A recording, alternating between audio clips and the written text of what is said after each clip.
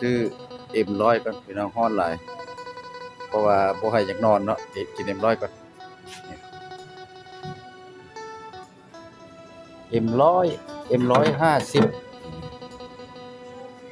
10,000พี่น้องบ่แพงเด้อ10,000กีบ10,000เนาะ10,000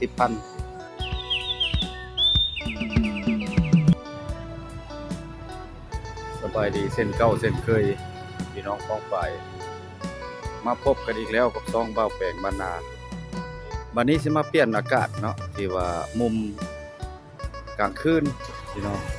ให้พี่น้องพบกับบรรยากาศใหม่ๆที่ว่ากลางคืนนี่ตอนนี้21:31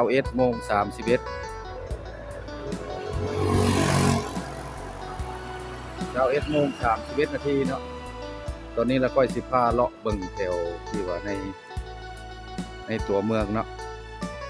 ว่ากลางคืนบรรยากาศกลางคืนนี่สิเป็นจังไดไปเบิ่งนำกันพี่น้องสิมีหยังแหน่เนาะที่ว่าแกงขมวนเฮาพอได้ให้พี่ให้น้องหอมเบิ่งเป็นของฝากของต้อนเนาะรถเมล์แล้วก็ลงไปจันทน์มาแล้วพี่น้องเพิ่นมาส่งของมาฮอดดึกเนาะเพิ่นมารถเมล์มาแล้วคันนี้สวรรค์เวียงจันทน์ปักเซแล้วก็ตะแคกเวียงจันทน์เนาะมาแล้วมาฮอดดึกได้รอบดึกได้แต่ว่าเพิ่นมาส่งของนำจะส่วนมากจะแก้สินค้านะว่าความมั่งคั่งสิวิไลแข่งกับม่วนเฮาเนี่ยสิซ้ำใดแล้วเนาะจุดนี้ก็เป็นห้านปิ้งแบ้พี่น้องครับ11:30นถือว่าเพิ่นเลิกนี่นะปิ้งแบ้ นี่ทางเข้านี่เด้ร้านอาหารปิ้งแบ้สวรรค์เนาะนี่เด้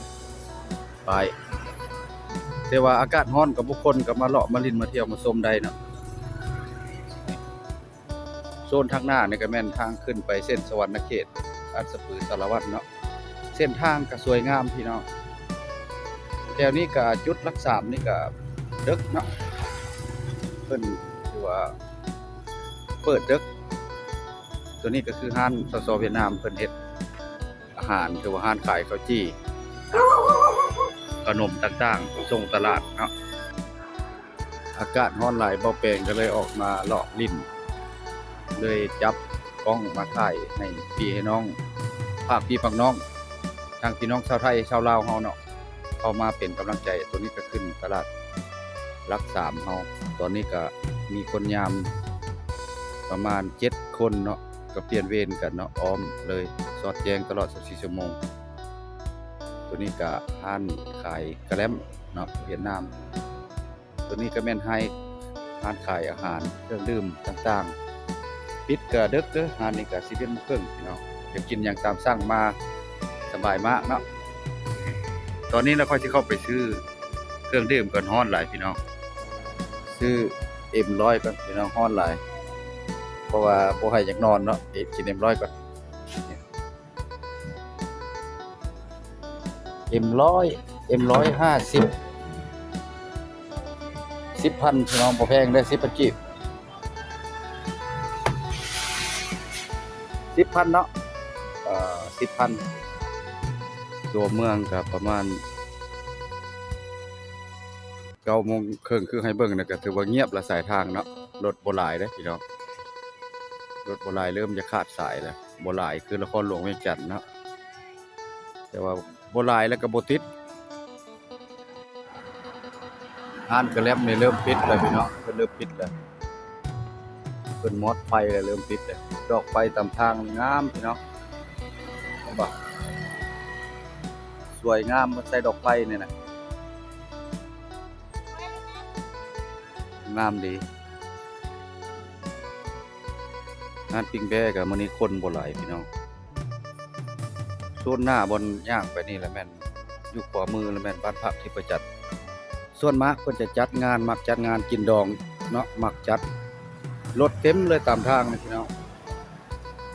เวลาเพิ่นจัดการจัดงานถือว่ารถหลายมื้อนี้ก็รถนี่ว่างเนาะฮ้อนแต่ว่าคนบ่เที่ยว